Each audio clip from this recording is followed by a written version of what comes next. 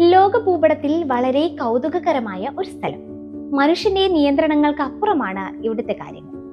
അങ്ങനെ ഒരിടത്തെ കുറിച്ചാണ് ഇന്ന് നമ്മൾ സംസാരിക്കുന്നത്. വെറും 4 കിലോമീറ്റർ മാത്രം അകലത്തിൽ സ്ഥിതി ചെയ്യുന്ന 2 ദ്വീപുകൾ.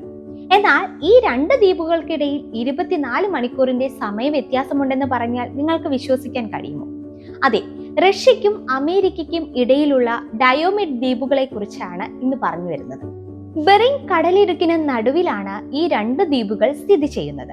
ഇതിൽ വലുത് ബിഗ് ഡയോമിഡ്, ഇത് റഷ്യയുടെ ഭാഗമാണ്. ചെറുത് ലിറ്റിൽ ഡയോമിഡ്, ഇത് അമേരിക്കയുടെ ഭാഗവും.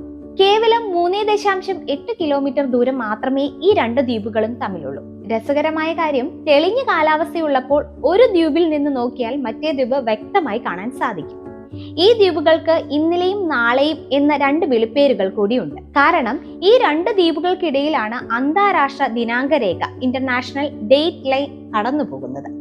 അതായത് ബിഗ് ഡയോമിഡിൽ തിങ്കളാഴ്ച രാവിലെയാണെങ്കിൽ തൊട്ടടുത്തുള്ള ലിറ്റിൽ ഡയോമിഡിൽ അത് ഞായറാഴ്ച രാവിലെ ആയിരിക്കും. ബിഗ് ഡയോമിഡിൽ നിലവിൽ സ്ഥിര താമസക്കാരില്ല. അവിടെ റഷ്യയുടെ ഒരു മിലിറ്ററി ബേസ് മാത്രമാണുള്ളത്.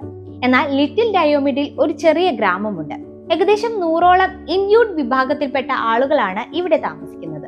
കഠിനമായ മഞ്ഞുകാലത്ത് ഈ 2 ദ്വീപുകൾക്കിടയിലുള്ള കടൽ പൂർണ്ണമായി ഉറച്ച കട്ടിയുള്ള മഞ്ഞുകട്ടകളായി മാറും.